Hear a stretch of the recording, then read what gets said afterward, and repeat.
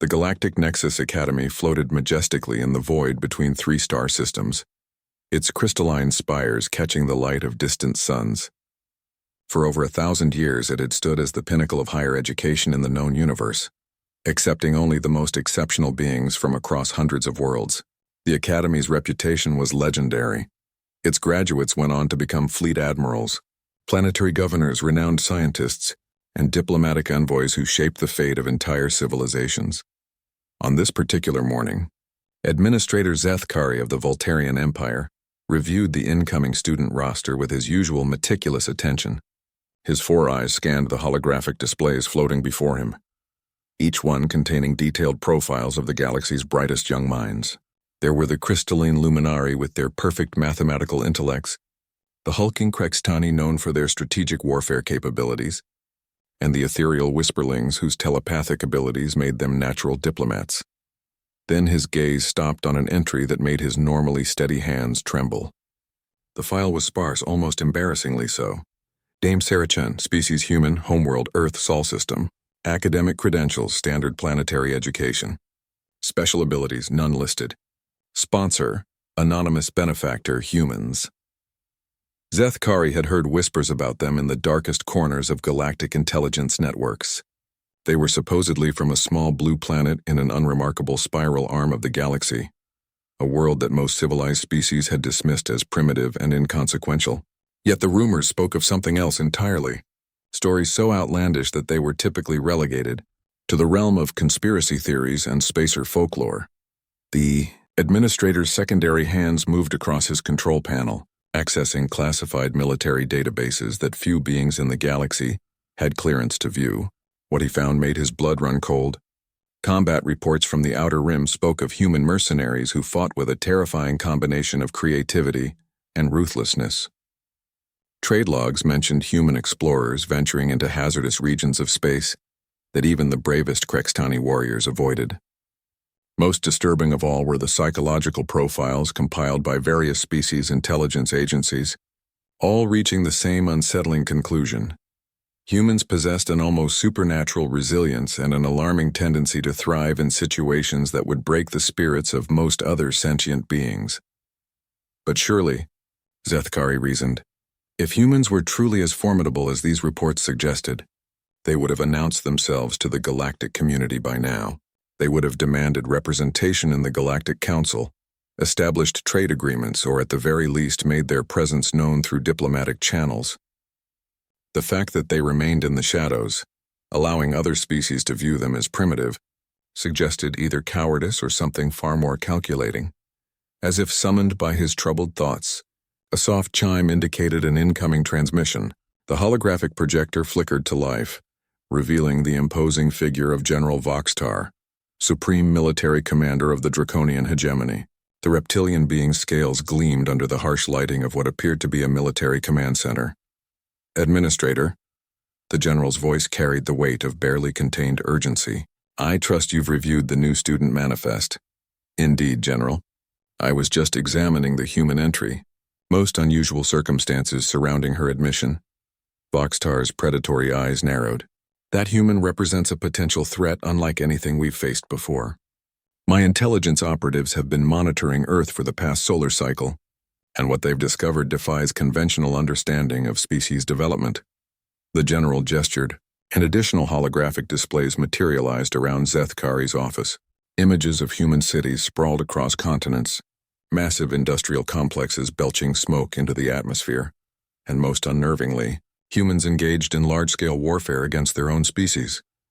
They fight themselves constantly, Voxtar continued, his voice filled with a mixture of admiration and horror, not for resources or territory alone, but for abstract concepts like ideology and belief systems. They've developed weapons capable of rendering their entire planet uninhabitable, yet they continue to exist in a perpetual state of barely controlled chaos. Zethkari studied the images more closely, but surely this indicates instability, perhaps even self-destructive tendencies. How could such a species pose a threat to our established order? Because they never break, the general replied grimly. Every catastrophe, every war, every natural disaster only seems to make them stronger. They've survived ice ages, plague outbreaks that should have wiped them out, and conflicts that would have driven any rational species to extinction. Instead, they've used each crisis as an opportunity to innovate and adapt. The administrator felt a chill run through his normally warm-blooded system. What do you propose we do? The anonymous benefactor who sponsored her admission provided legitimate credentials and followed all proper protocols. We watch her carefully. Very carefully. If my suspicions are correct, this Sarah Chen is not simply a student seeking education. She's a scout, an advance agent gathering intelligence on our most advanced technologies and strategic capabilities. As the transmission ended, Zethakari found himself staring out at the vast expanse of space beyond his office windows. Somewhere out there, a human transport vessel was approaching the academy, carrying with it a young woman who might represent the greatest challenge the established galactic order had ever faced. The administrator activated his personal communication device and began composing messages to the academy's security chief, the heads of all major departments and select members of the faculty. They would need to be prepared for whatever this human might attempt, while maintaining the appearance of normal academic operations. What none of them realized was that Sarah Chen had already been studying them for months, learning their languages, customs, and most importantly, their weaknesses. The real question wasn't whether she would succeed in her mission.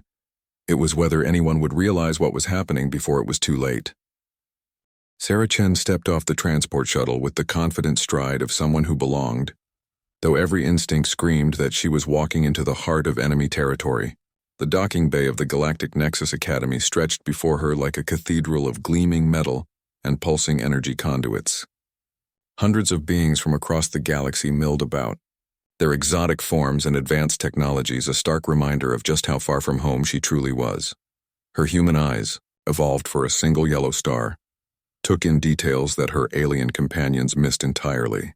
The micro-expressions of anxiety on the Voltarian dockworkers' faces, the way the Krextani security guards positioned themselves near potential choke points, and, most tellingly, the subtle but persistent scanning beams that had been analyzing her since the moment she disembarked. They were afraid of her. The realization brought a small smile to Sarah's lips, though she was careful to keep her expression neutral and appropriately awed by her surroundings. Magnificent, isn't it? The voice belonged to a tall, graceful being with iridescent skin that shifted colors like oil on water. I'm Kelnara Sithis of the Lumerian Collective. I couldn't help but notice you're traveling alone. Sarah extended her hand in the universal gesture of greeting that her cultural briefings had emphasized was acceptable to most species. Sarah Chen from Earth, and yes, it's incredible. I've never seen anything like it. Kelnara's large silver eyes studied Sarah with curiosity rather than suspicion. Earth? I'm afraid I'm not familiar with that system. Is it in the outer territories? Something like that, Sarah replied, allowing a note of embarrassment to creep into her voice. We're pretty new to all this. I'm probably the first of my kind to attend the academy. As they walked together toward the registration area, Sarah cataloged everything she observed. The academy's layout followed classic military defensive principles despite its academic facade. Multiple exit routes, reinforced structural points, and clear lines of sight for security forces. More importantly, she noted the subtle hierarchies at play among the various species. The crystalline luminari clustered together, their mathematical conversations creating harmonic frequencies that other species seemed to find either soothing or irritating. The Krextani moved with the disciplined precision of born warriors, while smaller species like the insectoid Chitauri seemed to defer to larger, more physically imposing beings. Humans, Sarah realized, would confuse this entire social structure simply by existing. At the registration terminal, a floating holographic interface scanned Sarah's genetic markers and biometric data. She forced herself to remain calm as the system analyzed her human physiology, knowing that somewhere in the Academy's vast database, alerts were likely being generated about her anomalous readings. Interesting, murmured the Voltarian administrator behind the desk, his four eyes blinking in sequence as he reviewed her file. Your species' neural density readings are quite unusual, almost as if your brains operate under constant high-stress conditions. We're a pretty intense species, Sarah admitted truthfully. We tend to overthink things. What she didn't mention was that human neural architecture had evolved under the constant pressure of survival on a death world where everything from the weather to the wildlife was actively trying to kill them. The result was a level of mental resilience and creative problem-solving that no other known species had developed. Her dormitory assignment placed her in the diplomatic wing, sharing quarters with Kelnara and a whisperling named Zetha, whose telepathic abilities made her an ideal candidate for interspecies communication studies. The room itself was a marvel of adaptive technology, with environmental controls that could accommodate the needs of multiple species simultaneously. As she unpacked her few belongings, Sarah noted the surveillance devices hidden throughout the room. Standard procedure, according to her briefings, but the density of monitoring equipment suggested that someone was taking a special interest in the new human student. "Your world must be quite peaceful," Zetha observed, her voice carrying the musical quality typical of her species. "Your thoughts radiate a sense of constant vigilance that suggests a challenging environment. Yet you carry no visible weapons or defensive modifications." Sarah paused in her unpacking, carefully considering her response. Zetha's telepathic abilities were limited by species barriers, but strong emotions and surface thoughts could still bleed through. "Earth has its challenges," she said carefully. "We've learned to adapt." That evening, the new students gathered in the Academy's Grand Hall for the traditional welcome ceremony. Dean Mortith, an ancient being whose species had helped found the Academy centuries ago, delivered a speech about the pursuit of knowledge and the responsibility that came with advanced education. Sarah listened with half her attention while the other half mapped escape routes and identified potential threats. The hall's architecture was impressive but tactically problematic. Too many potential ambush points and limited exits. The assembled faculty sat on a raised platform that would make them vulnerable to attack from multiple angles. It was during this analysis that she noticed she was being watched. Professor Vexhai of the Strategic Studies Department, a draconian with scales that reflected the hall's ambient lighting, had positioned himself where he could observe her without appearing to do so. His predatory eyes missed nothing, and Sarah realized that her careful behavioral control might not be as effective as she'd hoped. The ceremony concluded with the lighting of the knowledge flame, a symbolic torch that burned with contributed energy from every species represented at the Academy. As each group stepped forward to add their contribution, Sarah found herself wondering what would happen when humanity's turn came. Because despite what these aliens believed, humans weren't newcomers to the galactic stage. They'd been watching, learning, and preparing for decades. Sarah wasn't the first human to walk among the stars. She was simply the first one they'd allowed to be seen. As the evening wound down and students began returning to their dormitories, Sarah felt the weight of her mission settling on her shoulders. She had perhaps a year, maybe less, before her true nature would be discovered. In that time, she needed to learn everything she could about galactic technology, military capabilities, and most importantly, the weaknesses of the species that considered themselves humanity's superiors. The greatest challenge wouldn't be gathering intelligence or maintaining her cover. It would be restraining herself from demonstrating just how dangerous a motivated human could be when everyone around her was so completely unprepared for what her species was truly capable of. Professor Vexahai's Advanced Military Strategy course was considered one of the most challenging classes at the Academy, with a failure rate that had become legendary among students. The draconian professor took pride in breaking down the overconfident assumptions of young beings who thought warfare was simply a matter of superior technology and overwhelming force. Sarah entered the classroom 3 weeks into her first semester, having specifically requested permission to audit the course, despite it being well above her supposed academic level. The amphitheater-style room was filled with senior students from military-focused species, their conversations a mixture of tactical discussions and competitive posturing. "Today we will examine the Battle of Keth Moran," Professor Vexhai announced as holographic displays materialized throughout the room, showing a 3-dimensional star map. The hegemony's 7th Fleet faced an enemy force 3 times their size. Standard doctrine suggested retreat. Instead, Admiral Korthak achieved a decisive victory. "Who can tell me how?" Several clawed hands shot up immediately. A young Krextani male was selected, his massive frame dwarfing the Academy's standard seating. "Superior positioning, Professor. The Admiral used the asteroid field to break up the enemy formation and eliminate their numerical advantage." "Partially correct," Vexhai replied, his serpentine neck swiveling to scan the room. "But you're thinking conventionally." "Anyone else?" More hands rose, offering answers about technological advantages. psychological warfare, and tactical innovations. Each response earned the same dismissive gesture from the professor. Sarah had remained silent, studying not just the battle scenario but the predictable patterns in her classmates' thinking. When Vex High's predatory gaze finally settled on her, she felt the weight of the entire room's attention. The human, you've been remarkably quiet. Perhaps your species has insights the rest of us lack.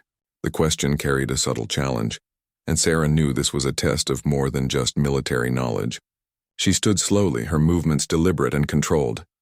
The Admiral didn't win because of superior positioning or technology. She began, her voice carrying clearly through the amphitheater. He won because he understood something his opponents didn't. That conventional thinking is a luxury warriors can't afford. She gestured toward the holographic display, highlighting specific fleet movements with practiced precision.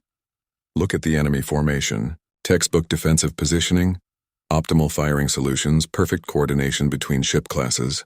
They did everything right according to military doctrine, which made them completely predictable. The room had fallen silent, even the normally restless Chitauri students focusing intently on her analysis. Admiral Korthak sacrificed 30% of his fleet in the opening minutes, Sarah continued, manipulating the hologram to show damaged vessel trajectories. Not because he had to, but because he wanted the enemy to think they were winning. He made them overconfident, drew them into positions where their advantages became liabilities. Professor Vexhigh's scales had shifted to a darker hue, a sign of increased interest among his species, but the true brilliance wasn't in the sacrifice, it was in understanding that his enemies would never expect someone to deliberately lose the first phase of a battle. They relaxed their guard just enough for him to exploit the one weakness they couldn't eliminate through superior numbers or firepower. Which was? Vexhigh prompted. Arrogance, Sarah replied simply. They believed they understood how the battle would unfold because they had more ships. They forgot that wars aren't won by ships, they're won by the beings who crew them. The silence that followed was profound. Sarah could feel the weight of dozens of alien minds reassessing their assumptions about both the battle and the supposedly primitive human, who had just reframed their understanding of it. Interesting perspective, Professor Vexhigh said finally. Though I wonder how a species from such a peaceful world develops such insights into the nature of conflict. The trap was elegant in its simplicity. Every student in the room knew that humans were supposed to be newcomers to galactic civilization, naive about the realities of interstellar warfare. Sarah's analysis had revealed a depth of understanding that contradicted everything in her official background. You learn from studying history, she replied carefully. My world may be peaceful now, but we have extensive records of past conflicts. Sometimes an outside perspective helps identify patterns that those involved might miss. It was a reasonable explanation, technically truthful, and completely inadequate to explain the sophisticated military thinking she'd just demonstrated. She could see the calculation in Vexhigh's eyes as he processed the implications.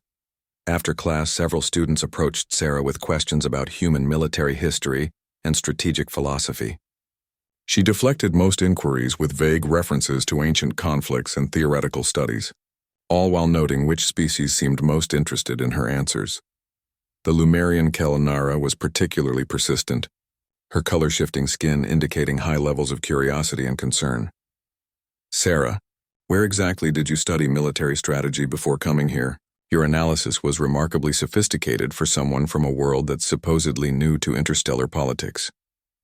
I've always been interested in history, Sarah replied, maintaining her friendly but slightly naive demeanor. When you've got access to thousands of years of recorded conflicts, you start to see patterns. It wasn't entirely a lie. Humans did have extensive historical records, though they spanned only a few millennia rather than the thousands she'd implied. What she couldn't mention was that those records included conflicts of such intensity and innovation that they would horrify most civilized species. That evening, alone in her quarters while her roommates attended social gatherings, Sarah activated her encrypted communication device. The signal would be bounced through several relay stations before reaching its destination, appearing to outside observers as routine data traffic. Control, this is Pathfinder, she transmitted using a cipher that existed nowhere in any galactic database. Academic infiltration proceeding as planned. Have established credible background story and begun intelligence-gathering operations. She paused, considering how much to reveal about the day's developments. Be advised that surveillance levels are higher than anticipated. Faculty and students are displaying significant interest in human capabilities. Request guidance on operational parameters. How much can I reveal without compromising long-term objectives? The response came hours later, its brief text carrying implications that chilled her despite years of preparation. Pathfinder. Circumstances have accelerated timeline. Galactic Council is moving toward formal contact with Earth within the next solar cycle. Your mission parameters have expanded. Gather everything you can about their military capabilities, technological weaknesses, and political structures. Humanity needs to be ready for what's coming. Sarah stared at the message until it automatically deleted itself, then lay back on her bed and stared at the artificial stars projected on her ceiling. Outside her window, the vast academy complex hummed, with the activities of thousands of beings who had no idea that their entire understanding of galactic civilization was about to change. She thought about Professor Vexhi's suspicious glances, Kelenara's probing questions, and the growing certainty that her cover story was beginning to unravel. Most concerning of all was the realization that she was genuinely beginning to like some of her classmates. When the time came to choose sides, those personal connections might prove to be the greatest challenge of all. The emergency began at Aero 347 station time, when the Academy's proximity alarm shrieked through dormitory corridors, jolting thousands of students from their sleep. Sarah was already awake, having detected the subtle vibrations through the station's hull that indicated incoming vessels moving at dangerous speeds. Her enhanced human hearing had picked up the distress signals minutes before the official announcement echoed through the Academy's communication systems. All students report to emergency shelters immediately. Administrator Zethkari's voice carried an edge of panic that sent chills through the gathered beings. This is not a drill. Repeat, this is not a drill. The corridors filled with confused and frightened students as emergency lighting cast eerie shadows throughout the academy. Sarah moved with the flow of evacuees while simultaneously analyzing the tactical situation. The distress signals were coming from a Chitauri exploration vessel that had stumbled into a gravity well phenomenon, their ship systems failing as they were pulled inexorably toward a wandering black hole. In the emergency shelter, holographic displays showed the unfolding disaster. The exploration ship held 43 crew members, including several Academy graduates conducting deep space research. Rescue protocols required maintaining a safe distance from the gravitational anomaly, but conventional tractor beam technology lacked the power to extract a vessel already caught in the black hole's influence. The rescue fleet won't arrive for 6 hours, announced Commander Thekvar, the Academy's security chief. By then, the ship will have crossed the event horizon. Sarah watched the desperate discussions among faculty and senior students as they debated increasingly improbable rescue scenarios. Each suggestion was met with technical explanations about why it wouldn't work. Insufficient power, dangerous proximity requirements, or technological limitations that made success impossible. The pattern was familiar to Sarah from her studies of galactic civilization. These species had achieved remarkable technological advancement and social stability by being cautious, methodical, and risk-averse. They had eliminated most of the chaotic variables that made life unpredictable and dangerous. In doing so, they had also eliminated the desperate creativity that emerged when survival was at stake. What if we overloaded the Academy's power grid? Suggested a Lumerian engineering student. Redirect everything to the tractor beam arrays? Impossible, replied Professor Yilmoth, the Academy's chief engineer. The power coupling would never survive the strain. We'd lose life support across half the station.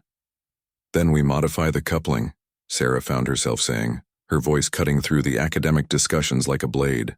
The shelter fell silent as hundreds of alien eyes turned toward her. Professor Vexhi, who had been observing from the back of the shelter, stepped forward with predatory interest. Explain. Sarah's mind raced through the implications of what she was about to suggest. Every word would reveal more about human engineering philosophy and technological capabilities. But 43 beings were about to die while their would-be rescuers debated theoretical limitations. You're thinking about the power coupling as a fixed system with predetermined specifications, she began. moving toward the holographic display of the Academy's engineering schematics. But what if we treat it as a temporary modification that only needs to survive long enough to complete the rescue? Her hands moved across the display controls with practiced precision, highlighting power conduits and tractor beam generators with modifications that made the alien engineers gasp in horror. This would require bypassing 17 safety protocols. Professor Yilmoth protested. The risk of cascade failure would be enormous. Yes, Sarah agreed. But the alternative is certain death for everyone on that ship. She began outlining a series of modifications that would channel the Academy's entire power output through improvised connections, creating a tractor beam powerful enough to extract the Chitauri vessel, but with a high probability of damaging or destroying the Academy's systems in the process. The beauty of this approach, she continued, is that we don't need the modifications to be permanent or even safe in the long term. We just need them to work once.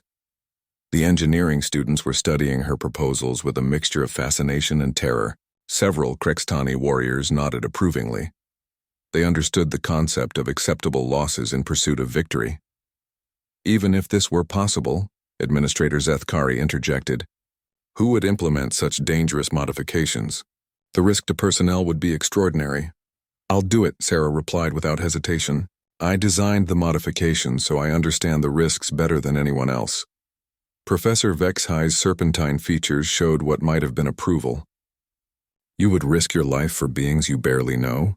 The question revealed the fundamental disconnect between human and galactic thinking. To these species, risk was something to be calculated, minimized, and avoided whenever possible. The concept of deliberately accepting mortal danger to save strangers was alien to their careful, civilized mindset. They're not strangers, Sarah said simply. They're people who need help. Within an hour, Sarah found herself in the Academy's engineering section, surrounded by sophisticated machinery that represented the pinnacle of galactic technology. Under normal circumstances, she would have been gathering intelligence about advanced power systems and defensive capabilities. Instead, she was rewiring them with improvised modifications that would have horrified their designers. Professor Yilmoth and a team of engineering students assisted her, their movements careful and precise as they followed her increasingly radical instructions. The power couplings she was creating violated every principle of safe engineering, held together by magnetic clamps and prayer rather than proper structural supports. This is insane, muttered one of the Lumerian students as they activated another bypass circuit. If this fails, the explosion could destroy half the Academy. If it succeeds, Sarah replied while recalibrating tractor beam frequency generators, 43 people go home to their families. The modifications took 3 hours to complete, working within the narrow window before the Chitauri ship crossed the point of no return. When Sarah finally activated the improvised power system, the Academy's lights dimmed to emergency levels as every available watt of energy flowed toward the tractor beam array. Strain on the modified couplings was immediately apparent. Sparks flew from jury-rigged connections while warning. Alarms screamed about system overloads throughout the engineering section. Sarah ignored them all, her hands dancing across control surfaces as she fought to maintain the precise energy balance needed to extract the trapped vessel. For 17 minutes, the Academy's entire power grid operated beyond its design parameters, held together by modifications that any sane engineer would have declared impossible. The tractor beam reached across space to grasp the Chitauri ship just as its hull began to stretch under the black hole's tidal forces. When the rescued vessel finally appeared in the Academy's main docking bay, every being in the emergency shelter erupted in celebration. Sarah slumped against a damaged power coupling, exhausted by the sustained effort of keeping the improvised systems functioning. Professor Vexhai appeared beside her, his predatory gaze more intense than ever. Remarkable, he said quietly. I've never seen anyone modify advanced systems with such creative disregard for safety protocols. Sarah looked up at him, too tired to maintain her careful facade completely. Sometimes you have to break things to save them. The professor's scales shifted to a darker shade as he processed the implications of what he'd witnessed. A supposedly primitive human had just accomplished something that the Academy's most advanced engineers had declared impossible, using methods that revealed a fundamentally different approach to technology and risk. Indeed, he replied thoughtfully. I suspect there's much more to your species than anyone realizes. As Sarah finally made her way back to her dormitory, she knew that her cover story was now completely compromised. But 43 beings were alive who would otherwise be dead, and sometimes that mattered more than maintaining operational security.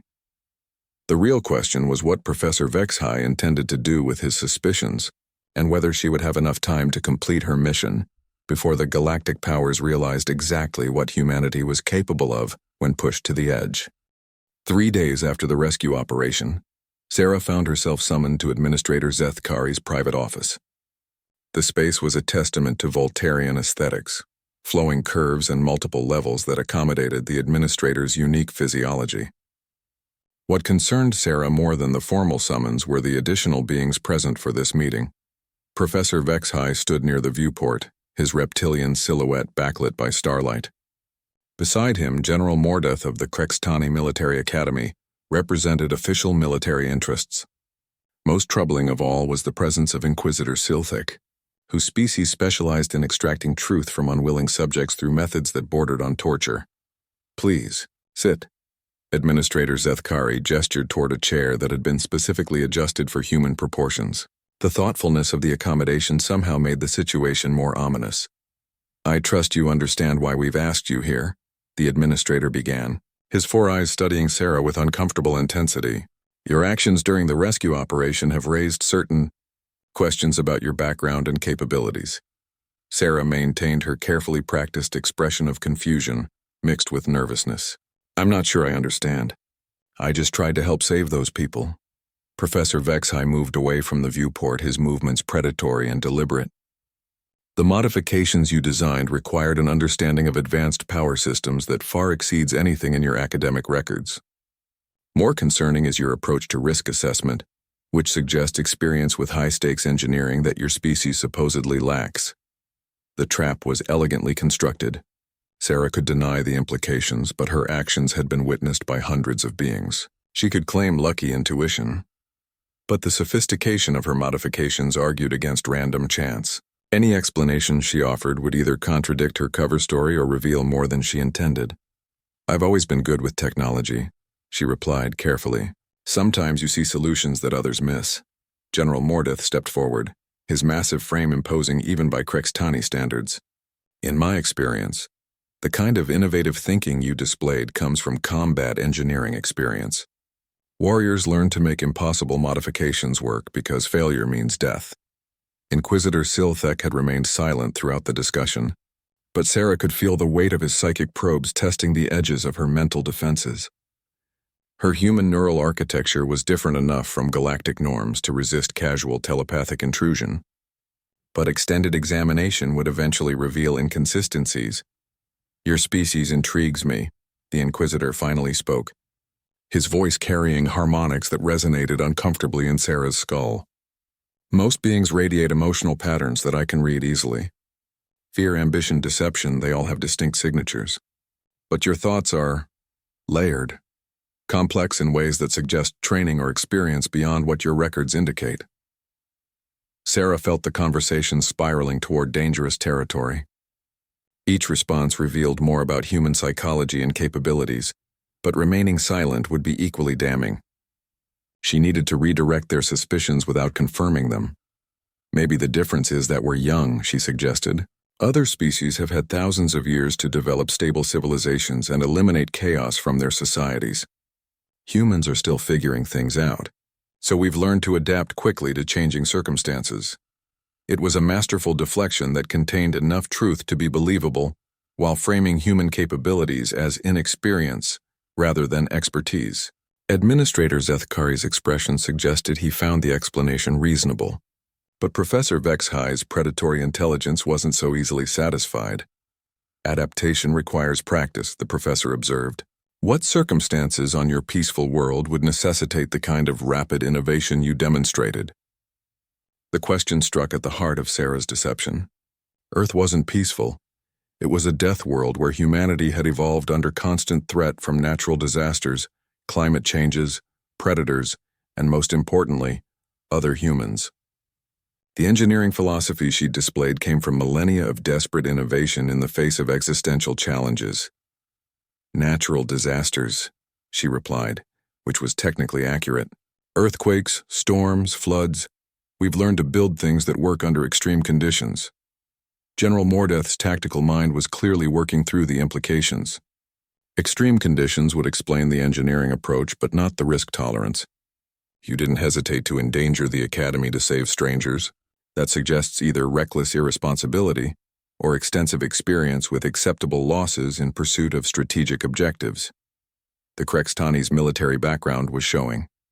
He understood that Sarah's decision-making process revealed combat veteran instincts despite her supposed civilian background. Sometimes doing nothing is the biggest risk of all, Sarah said quietly. If we'd followed standard protocols, those people would have died. I couldn't live with knowing we had the capability to save them, but chose not to try because it was dangerous. Inquisitor Silthek's psychic pressure intensified, and Sarah felt the edges of her mental defenses beginning to strain. The telepathic probe was searching for emotional inconsistencies that would reveal deception or hidden motivations. Fascinating, the Inquisitor murmured. Your emotional patterns suggest genuine concern for the rescued crew members, despite having no prior relationship with them. Most species reserve such strong protective instincts for family or tribal groups. We're all just trying to survive in a big, dangerous universe, Sarah replied. Maybe humans are just more willing to help each other out. The statement resonated with truth because it was true, though not in the way her interrogators assumed. Humans had learned to cooperate with strangers because their hostile environment made mutual aid a survival necessity. What these aliens interpreted as moral philosophy was actually evolutionary adaptation. Administrator Zethkari leaned back in his chair, apparently satisfied with the explanations he'd heard. Well, regardless of the underlying reasons, your action saved 43 lives. The Academy owes you a debt of gratitude. But Professor Vexhai wasn't finished. Before we conclude this discussion, I have one final question. The anonymous benefactor who sponsored your admission, how did they become aware of your potential? Sarah's blood ran cold.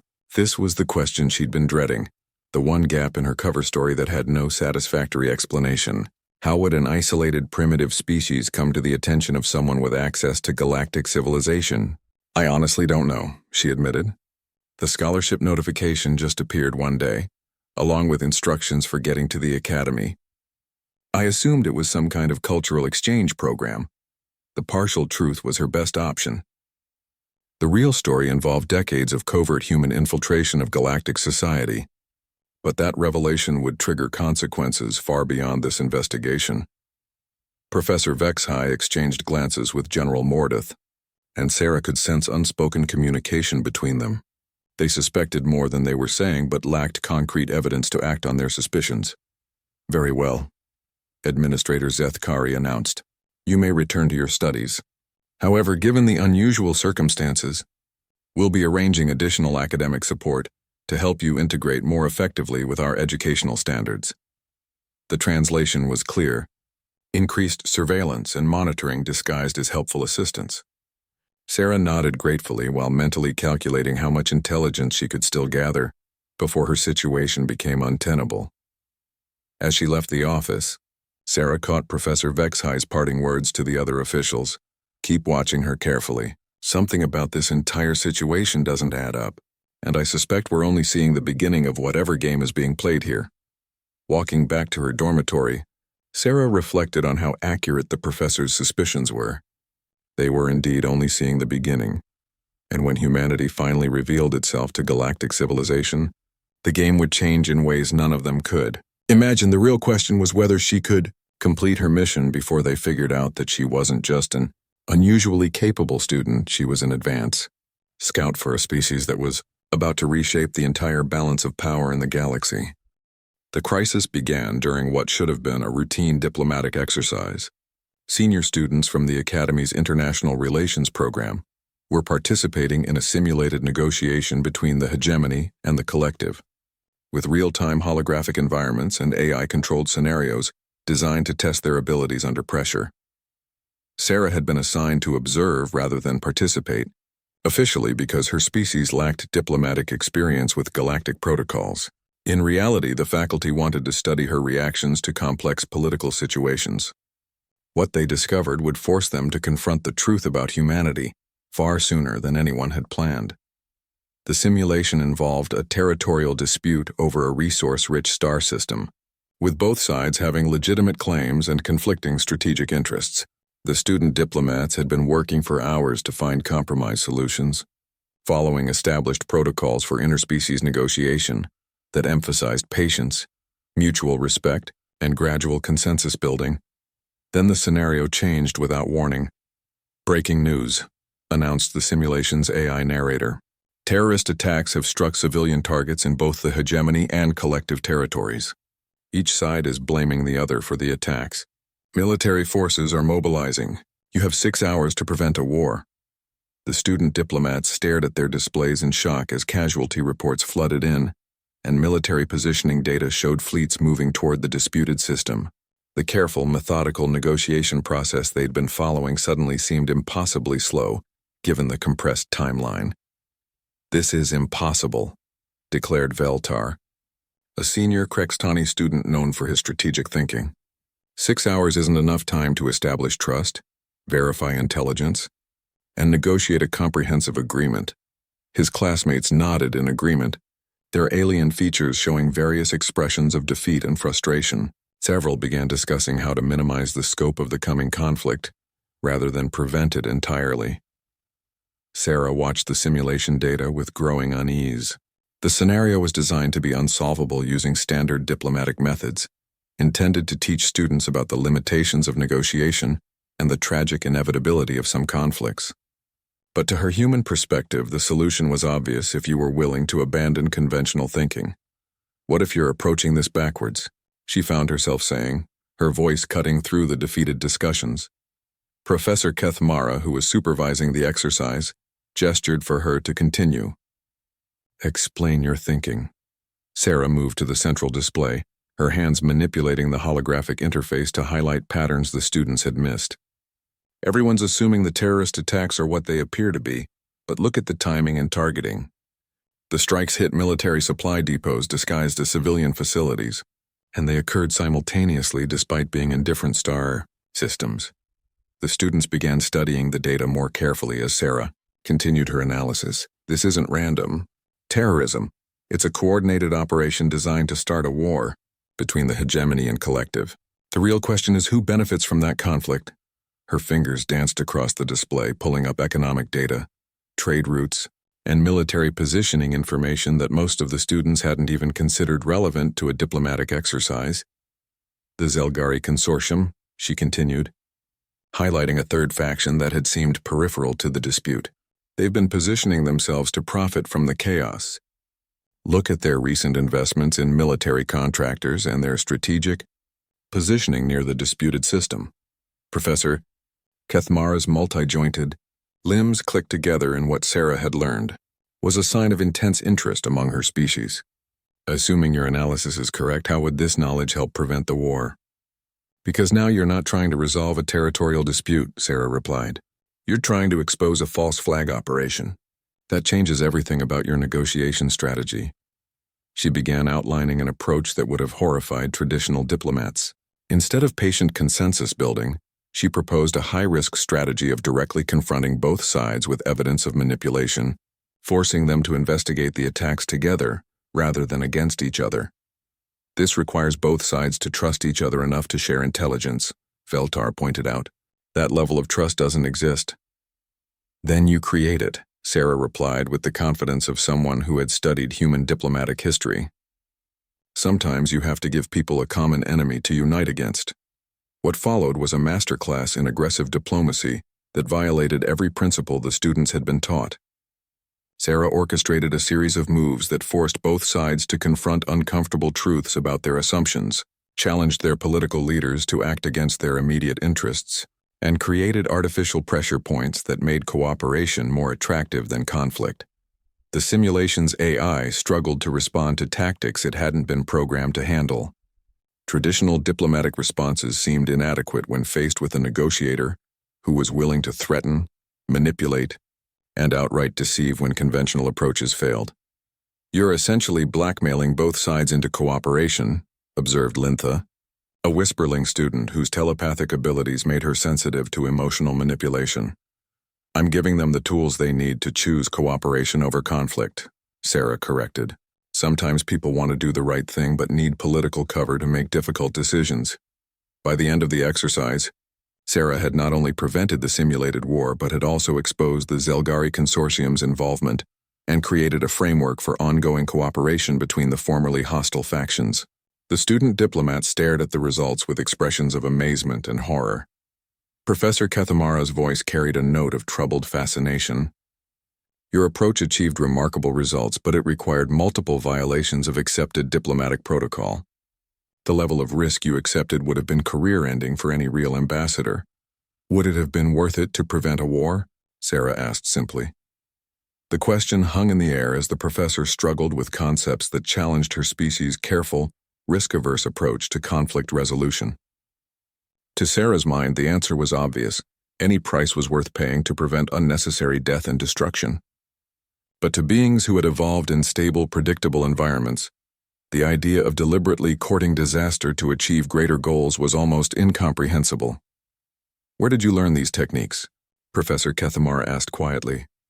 The psychological manipulation, the strategic deception, the willingness to escalate tension in service of de-escalation. These are not methods taught in any standard diplomatic curriculum.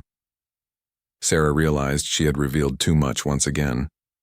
The diplomatic philosophy she'd demonstrated came from studying human history, millennia of desperate negotiations conducted under impossible circumstances by people who understood that failure meant extinction. We have a lot of experience with conflict resolution, she admitted carefully.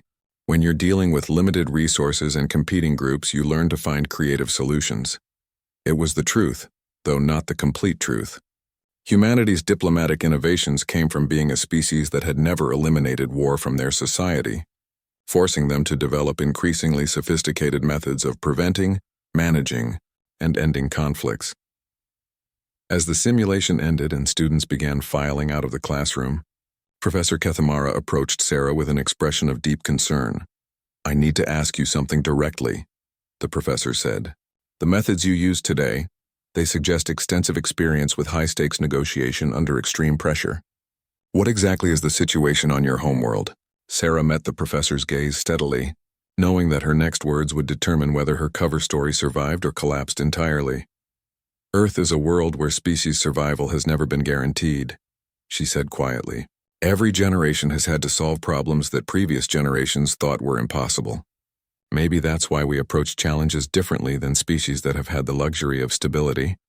The professor's expression suggested she understood more than Sarah had intended to reveal.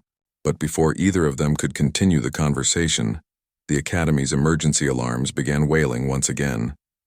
This time, however, the crisis wasn't a training exercise. And Sarah was about to discover that her time at the Academy was about to end in ways she had never anticipated. The emergency klaxons were still echoing through the Academy corridors when the holographic displays throughout the station flickered to life with an unprecedented announcement. Sarah found herself in the main assembly hall along with thousands of other students and faculty, all watching as the seal of the Galactic Council materialized before them. High Chancellor Morveth himself appeared in the projection, his ancient features bearing an expression of grave concern that sent whispers of unease through the assembled crowd. As one of the founding members of galactic civilization, the Chancellor's personal involvement in any announcement signaled events of extraordinary importance. Citizens of the galaxy, he began, his voice carrying the weight of centuries, we have received first contact protocols from a previously unknown species calling themselves humans, originating from a world designated as Earth in the Sol system.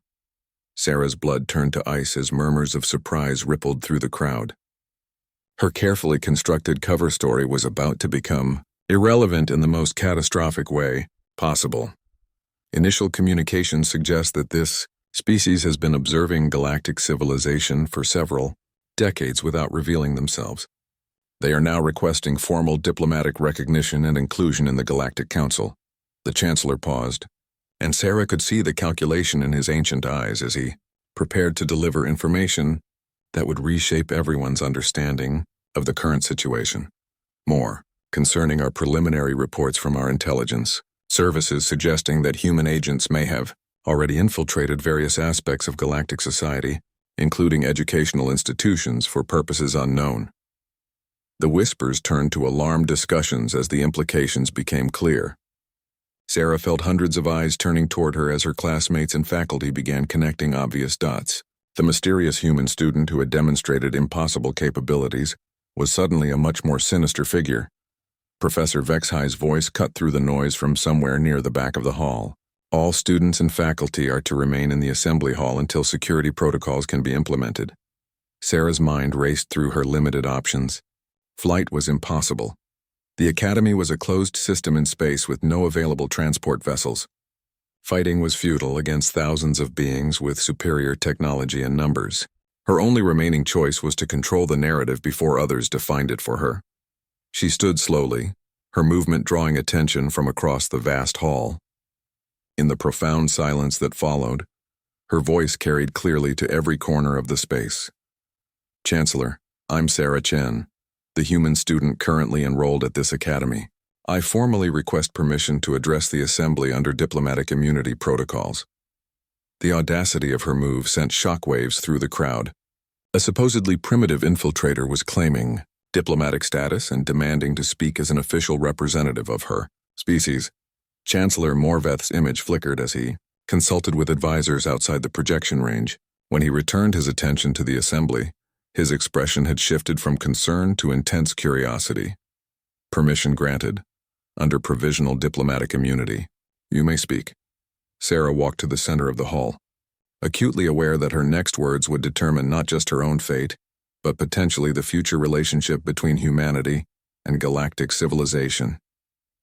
3 months ago, I came to this academy as an observer, she began, her voice steady despite the magnitude of the moment.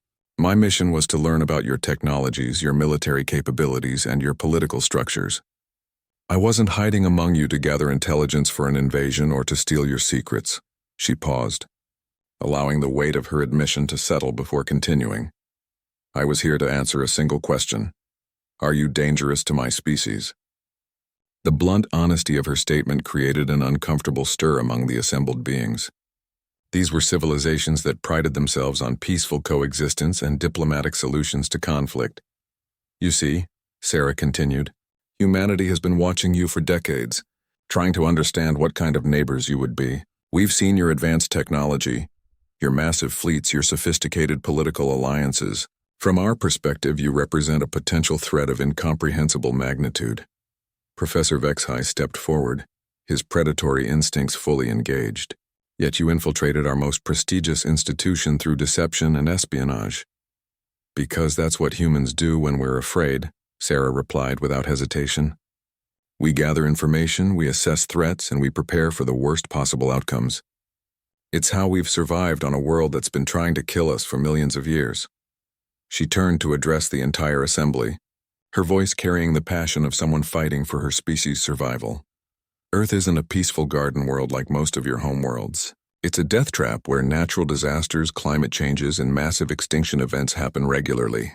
We've survived ice ages, volcanic eruptions that blocked out the sun, asteroid impacts that wiped out previous dominant species, and countless other catastrophes that would have ended any rational civilization.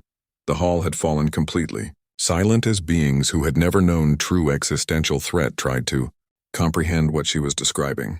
But the worst threat we faced wasn't from our environment, it was from each other. Humans have been waging war against other humans for our entire recorded history. We've developed weapons capable of ending all life on our planet, used them against each other, and somehow managed to survive the experience. Administrator Zethkari's 4 eyes blinked in sequence as he processed the implications. You're saying your species practices warfare against itself? We've never stopped, Sarah confirmed. Because we learned early that the only thing more dangerous than a hostile environment is another group of humans who want what you have. We've fought over territory, resources, ideologies, and abstract concepts that most species would consider meaningless. General Mordeth stepped forward, his military mind recognizing the significance of what he was hearing. A species that has survived constant warfare would develop capabilities that peaceful civilizations could never match. Which brings me back to why I'm here, Sarah said, returning her attention to Chancellor Morveth's projection. Humanity doesn't want to conquer the galaxy or destroy your civilizations. We want to trade, learn, and find our place among the stars. But we needed to know whether revealing ourselves would mean facing extermination by beings who might see us as a threat. She gestured around the assembly hall, taking in the thousands of faces watching her with mixtures of fear, fascination, and confusion. I've spent months living among you, learning from you, and yes, protecting you when the opportunity arose. What I've discovered is that you're not monsters or conquerors. You're decent beings who've built something remarkable and peaceful through cooperation and mutual understanding. Professor Kethamara spoke up from the diplomatic section, but your presence here was still a violation of our sovereignty and trust. Yes, Sarah agreed simply. Because sometimes you have to break the rules to find out if the people you're dealing with are worth following them for. Chancellor Morveth had been silent throughout her explanation, but now his ancient features showed something that might have been understanding. You came here not as a conqueror's advance scout, but as a species trying to determine whether we could coexist peacefully. Exactly, and I believe we can if both sides are willing to accept that humanity approaches problems differently than other species. We're going to seem reckless, aggressive, and unpredictable compared to your careful civilized methods. But we're not evil, we're just used to living in a universe where caution gets you killed. The silence that followed was profound as thousands of beings contemplated the revelation that galactic civilization was about to be joined by a species that had evolved under conditions they could barely imagine. Finally, Chancellor Morveth spoke. The Galactic Council will need time to consider the implications of what you've revealed. In the meantime, you will remain at the Academy under protective custody while formal diplomatic protocols are established. As security forces move to escort her to more secure quarters, Sarah caught sight of her roommate Kellanara, whose color-shifting skin was cycling through patterns of confusion and concern. "Sarah," the Lumerian called out, "was any of our friendship real?" Sarah paused, turning back to meet her friend's gaze. "Everything between us was real. The only thing I hid was where I came from, not who I am." As she was led away, Sarah reflected on the irony of her situation. She had come to the Academy to learn whether galactic civilization posed a threat to humanity.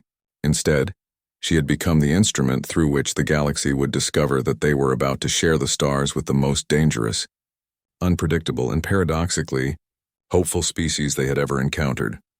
The real test would come when humanity's diplomatic fleet arrived, and two very different approaches to existence would have to find a way to coexist among the stars.